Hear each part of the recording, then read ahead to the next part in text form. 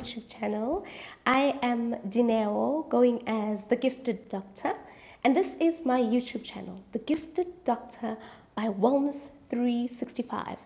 If you are a returning subscriber, hello, welcome back. Thank you so much for all the engagement, for the likes, the comments, and just for watching. And if you are new here, welcome to the Gifted Tribe. This is the platform where we engage and have conversations with people that I think are extraordinary, are gifted. And it's the platform where we encourage each other through those conversations to step into our areas of gifting, our areas where we can live a fulfilled life, where we can live a purpose-driven life, the life that God wants us to live. It's also the platform where we talk all things wellness through Wellness 365, because I believe God wants us to be well so that when we live and pursue our destinies, we can do it while we are well, mentally, spiritually, physically, nutritionally, all aspects. So welcome. Getting into today's video, if you watched my video from last week, I was talking about fibroids and my unplanned pregnancy and just, finding out all of that. And because this is still part of the series I Am Woman, or the series focusing on women's health, I wanted to do a second video or a follow-up video called Building Baby, Planning a Healthy Conception. And in this video, I basically want to talk about the nutrition do's and don'ts of pregnancy, as well as other wellness do's and don'ts. And it's funny because just yesterday, I actually went to a TEDx Women's event, and it was so lovely. And one of the speakers was talking about her journey with infertility. And in today's video, I just want to hop on the fact that there are so many nutritional, dietary, and weight-related issues that actually can cause infertility. Now, yesterday's lady said that her infertility was unexplained, which means it was not as a result of things that are controllable. But if we had to be able to control a few things, it would definitely be what we eat, our lifestyle habits, and our weight. And so in today's video, we're going to explore just those things. Please feel free to comment down below with any questions, any other interests you may have. And so let's get right into it. Basically, the process of creating a human being inside the body of a female requires so much intentionality from us, and it's not just intentionality from the woman, but it's also intentionality from the man as well. And I don't think, like I've said, I don't think many people realize how much their eating habits and lifestyle can impact our ability to aid conception. So I'm going to divide this video or this talk into 3 sections of do's and don'ts. And the first one is getting your health in check. So do get your health in check. Now, I mentioned in my last video that I didn't go to a gynae until I had signs that I was pregnant. And the first ever scan or ultrasound I had was because I was pregnant, or I thought I was pregnant. And that's when I found out I had fibroids. And I was like, shucks, why didn't I think about going for a wellness check before, So again, even the lady that was speaking yesterday at the women's event said, going to a gynae when you're a young girl is just such a foreign concept, and probably your mother will be thinking, why are you going to a gynae? Are you having sex before marriage, So, I think let's break those taboos. Let's break those unconventional ways of life, and just get our health in check, man, So firstly, do get your health in check. Make sure that your reproductive system is functioning normally to begin with, So I just want to go through some red flags or signs that may show that you have an abnormality with your reproductive system. And these are not only specific to the female gender, they also include men, because on this channel, we are not feminist, we are not sexist. We love our husbands, and we love women and we value women, but we also value the role that men play. So yeah, not in any particular order, these are some of the signs and symptoms. 1, abnormal vaginal bleeding or heavy menstrual bleeding. Number 2, a foul-smelling discharge in women, or a penile discharge in men. Painful sexual intercourse, or otherwise known as dyspareunia. So if ever there's pain during, before, or after sex, please go and see your gynae. Any abdominal or pelvic pain in both men and women. And then in the men, any erectile dysfunction, incontinence, or testicular lumps may be a sign that you need to go and see your gynae ASAP. So please, guys, those are some red flags. If you think your guy, your husband, your significant other has those signs, please go and get checked out. But remember, you don't have to wait for a red flag to go and get yourself checked out. Please get your pap smears done. Just let's be stewards of our bodies. Number 2, you and your baby are what you eat. Your unborn baby, yes. So unfortunately, or maybe fortunately, you and the unconceived baby are affected by what you eat. And the most important way to support natural fertility, right, is to eat a proper and healthy diet. And if you remember 2 words from this video today, it will be these 2 words: real food. Okay, real food. If you hear my baby crying in the background, that's normal because I'm a mother now. So please don't mind that. But yeah, real food, guys. So do eat real food. Now, there are some foods that enhance the chances of fertility. They are not limited to, but do include: 1, eating organic food. If we talk organic, we mean foods that don't have pesticides, that aren't inorganically grown, or have been given fertilizers. You want to keep your foods as natural as possible. And obviously, you can't control everything, but where possible, make sure you're washing your food, cleaning your food, rinsing your food, cooking it well, to kill all kinds of bacteria or fertilizers or pesticides. Then do eat foods high in omega-3 fatty acids. Why? Because these promote fertilization and implantation of the egg.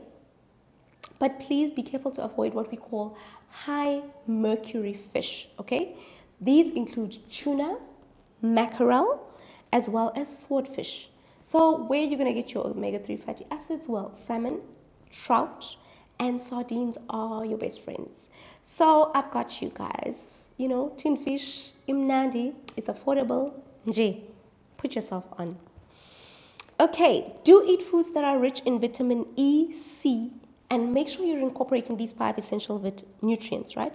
Folate, iron, calcium, zinc, and vitamin D. These are 5 essential nutrients that you need in pregnancy. So we're talking the likes of your green leafy vegetables, spinach, kale, lettuce, right? Your citrus fruits, beans, and legumes. These are so important, right?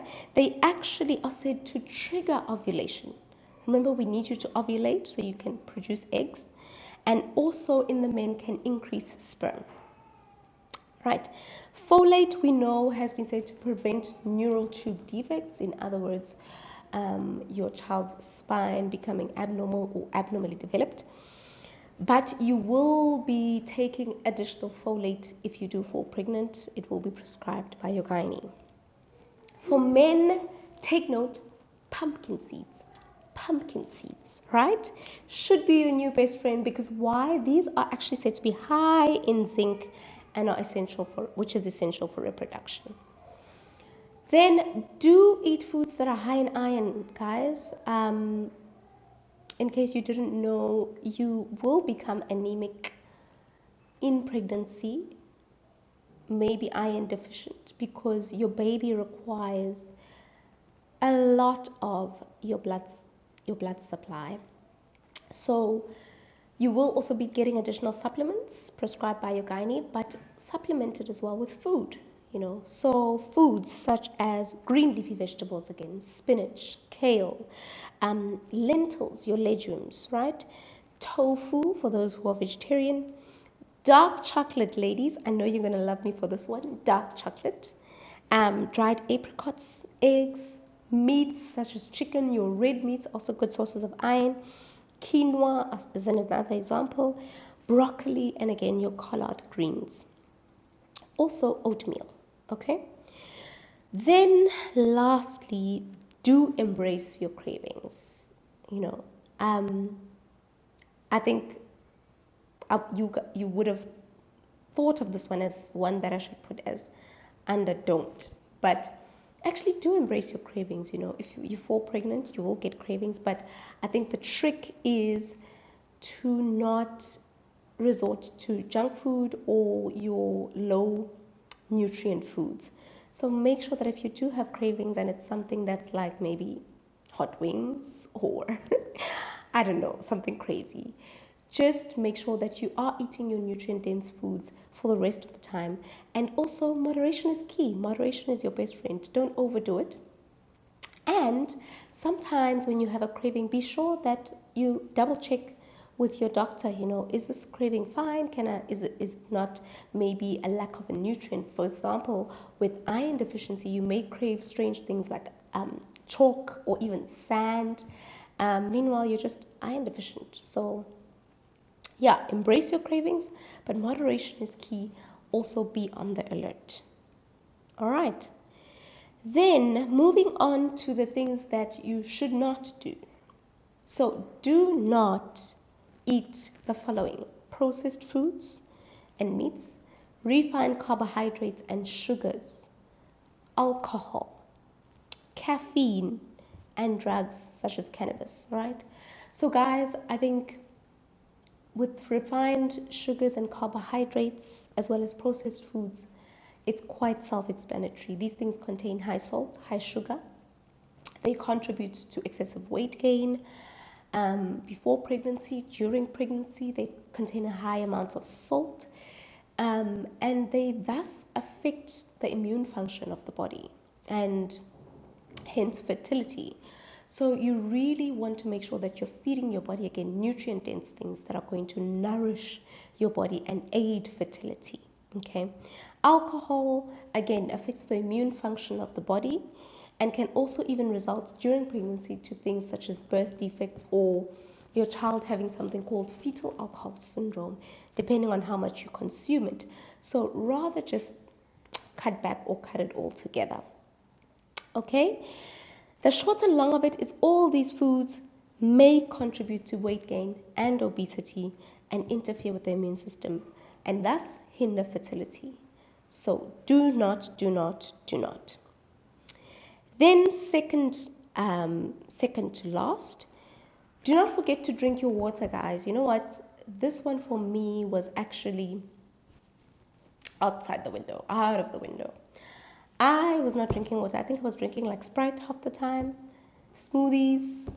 I was drinking my water now and then because, sometimes I'd get that thirsty. But remember that 60% of your body is water. Number 2, you've got an extra human being inside of you who's consuming a whole lot of your nutrients. And you're picking up weight. So the conventional 8 glasses of water a day may not actually be enough, to carry your body as it would have if it was just you. So again, I'm going to advise you on the principle by Kim Hoffman that I always give, which is taking your weight, right? And it's important in pregnancy because your weight fluctuates or increases rather. So you take your weight, divide it by 10, and you add 2. So if you are, say, 60 kgs, divide by 2 gives you 30. Divide by 10 gives you 6, and you add 2, which is 8. So you need 8 glasses of water. Coincidental. But, obviously differs with different weight. So that is more a specific way to gauge how much water you need. So do not forget to drink your water. Then, please do not get trapped into eating for two. It's a myth. It's a lie. Please make sure that you are getting nutrient-dense foods, right? You are eating healthy. You are eating to be full until you are full, not overeating. And you are cutting out the junk food wherever possible. That is all your baby needs. And your baby needs a healthy you. So I particularly added smoothies to my diet, but the only problem was that they were over and above my normal food. So, yeah. Then, do not go for long periods without eating. If you are pregnant and you go for long periods without eating, take it from me, you will have tremendous nausea or morning sickness. You will feel lightheaded. You won't have energy. You will be cranky. You'll be hangry.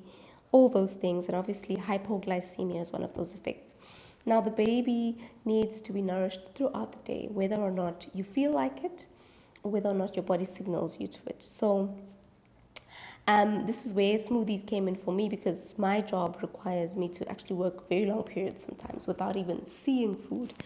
So my mom was like, you need to get onto smoothies. Just carry a smoothie wherever you go, sip on the go, which worked quite well because, yeah, it kept me nourished and hydrated, and I wasn't feeling guilty because I knew the smoothies had very healthy ingredients, So yeah, make it your thing to carry a healthy snack in your pocket wherever, just graze and nibble as you go. And then number 3. So we've spoken about 1, getting your health in check. 2, get your health in check. Number 2, foods to avoid and foods to consume. Lastly, number 3, please do optimize your lifestyle habits. I'm going to mention the E word. I know we don't like this word, but I've got to mention it. Exercise. Exercise, yes, it's something we all need to hear. Not only will exercise aid in relieving the stress and anxiety of planning for a baby, that process is quite stressful, and I always say, in as much as my pregnancy wasn't planned, I'm grateful that I didn't have to go through the stress of trying to plan or conceive, because that alone itself is a stress factor, So exercise will help reduce the stress if you are planning to conceive, and it will also balance the hormones in your body. It can also actually increase your libido, which is good for you and your partner. But remember, as with anything, don't overdo it. Moderation is your best friend. Too much or too little is bad for fertility. Okay. Then do limit stress. Now, I've just said that planning to conceive is quite stressful. But if you have other stresses, work, family life, social life, whatever it is, please do try and at least find ways to cope, Meditate now and again in the mornings, in the evenings. Start a gratitude journal. Spend some time alone with yourself during the day. Whatever it is, just find ways to cope with stress and limit it as much as possible. Because in as much as the process of conceiving can be stressful, if you have already stress, that in itself alone is a factor that can contribute to you being infertile.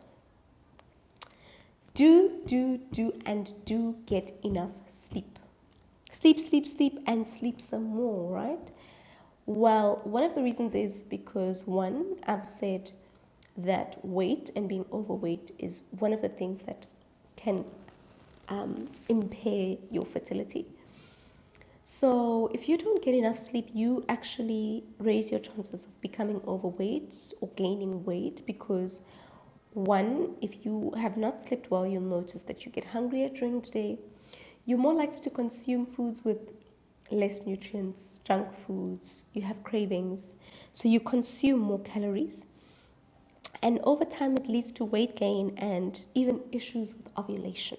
Okay, so if you and your husband or your partner, your significant other, are wanting to conceive, please make sure you get at least 8 hours of sleep a day and try to set a regular bedtime.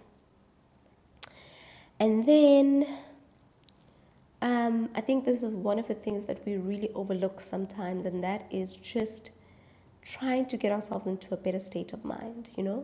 Connecting with others is something that will really get your mind off things, get your mind off the stress of trying to conceive, and also make you feel loved, feel valued, feel belonging, and help you get a support system. So make it and do make time to connect with others. So those are just some of the lifestyle habits, and again, this is how we can help to build baby as best as we can.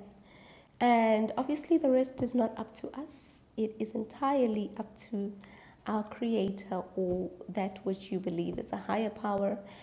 And but nonetheless, a healthier you is a better you, is more is a healthier you is more ready to conceive. It's more able to conceive, and a healthier you is the best thing you can give you, and the best gift you can give to your unborn baby. So with that said, that's how we build our baby, and I hope you have found this useful. I hope it has awakened alert bells in a lot of us, because I truly get fascinated by how much is affected by our weight, our lifestyle habits, and the food we eat. Like those things can make or break us, and for me that fascinates me more than curing disease sometimes. So but I hope you guys have really enjoyed this, and again, let me know in the comment section if there's anything that you would like to know. Enjoy the last day. Well, you'll be seeing this tomorrow, but enjoy the last few hours of Women's Month. I think I will be continuing this series into the next month as well, because, we can celebrate women all year long, can't we? But take care of yourself.